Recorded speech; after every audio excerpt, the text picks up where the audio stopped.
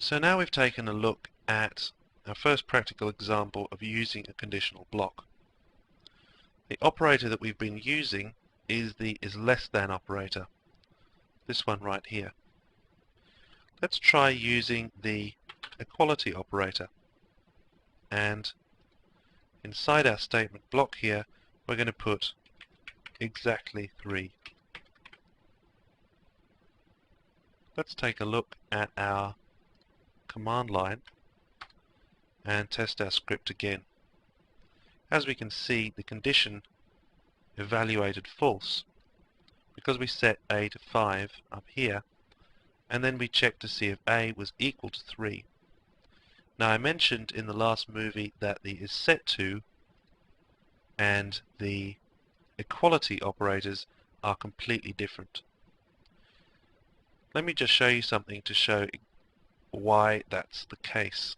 What we can do here is to wrongly use the is set to operator to try to compare these two things, the variable a and 3. And I'm going to put in a little comment on that line just to remind us that what we're doing here is wrong. It's not actually, won't actually cause an error, it's not invalid Perl code, and there are some instances when you will be wanting to try a condition similar to this, but in the vast majority of cases it won't do what it looks like it's doing. It won't compare the value of the variable a with the number 3. Let's have a look at what it does by going back to our command prompt and trying it again. For some reason, the conditional block has executed, and we've got the message exactly 3. Now what could that reason be? Let's take a look back here and see exactly what we've told Perl to do, remembering that Perl, like most programming languages, is a very literal environment that treats everything we tell it in a very literal and explicit way.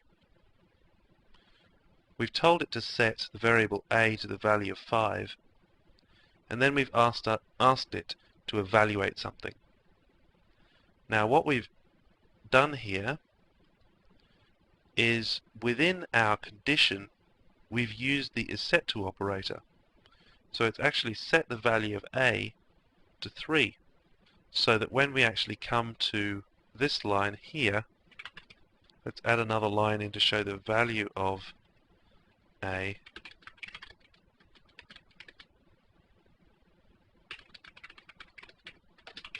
and we're able to show the value of a within the string here because we've used double quotes. What I'm going to do is I'm going to actually copy that line and put it in again before this entire block happens here. Let's go back to our command prompt and run the script again. So straight after we've first of all set the value of our variable, it's set to 5, which is what we expected. Then once we're inside the block, as we can see, the value of the variable has actually changed. So by using the is set to operator, we've caused ourselves no end of trouble. There is one final thing that needs clearing up about this situation before we remove the error. And that is, if this is not a comparison between two numbers, then how does it evaluate to true?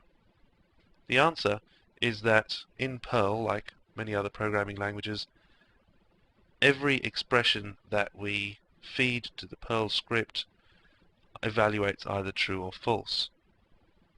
So what we're evaluating here is not whether a is similar to 3, but whether our attempt to set the value of the variable a to 3 was successful.